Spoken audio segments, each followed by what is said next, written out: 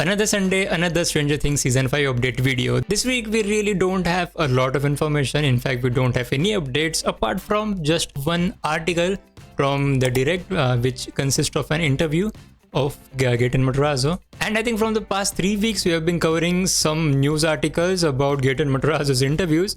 But anyways, let's start with this one again. And this time he majorly talked about a couple of things. The first thing that he talked about was about the release date. He alluded to the fact that 2025 may not be the ideal pick, but he again ended up saying, yeah, 2025 is a safe bet. And the second thing is probably the most important one, because he discussed briefly, very briefly, about where season 5 will pick up after the end of season 4. That means we have been discussing a lot about how season 5 will actually kickstart. Like from what point will we see the story of season 5? Either we'll see directly the continuation of season 4 or we'll see a time jump straight away. So Gaten Matarazzo has just hinted to some of the things. Anyways, let's directly see what he actually said. First, we'll look at what he said about the release date. He said the plan for people seeing it is definitely next year. That's the goal.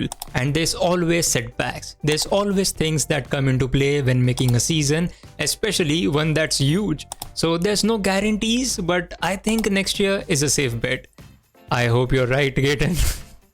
And I think, yeah, 2025, it's almost given that 2025 is going to be the year. Even in one of my previous videos, we talked about how some guy from Netflix actually said that 2025 is the year where we'll see Stranger Things season 5.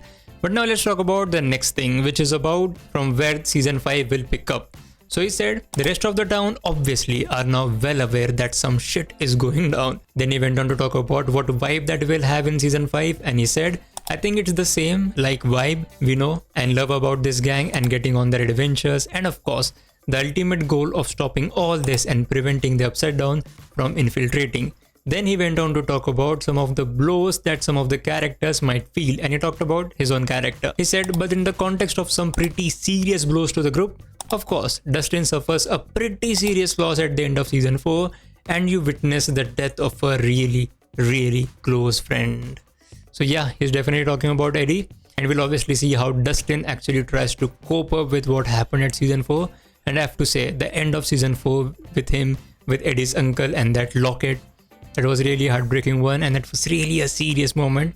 And we could really see Dustin now not just being a kid, but now, you know, grown more into not being a kid, grown more into being an adult or a very serious teenager. But very early on in his teenage life, he has witnessed such a horrific scene that one of his closest friends have died, and that's really a big thing. And therefore we'll definitely see that how he actually copes with all of this, and it's really going to be interesting. And I think I've said this before as well, that there are high chances that we will see some flashbacks of Eddie.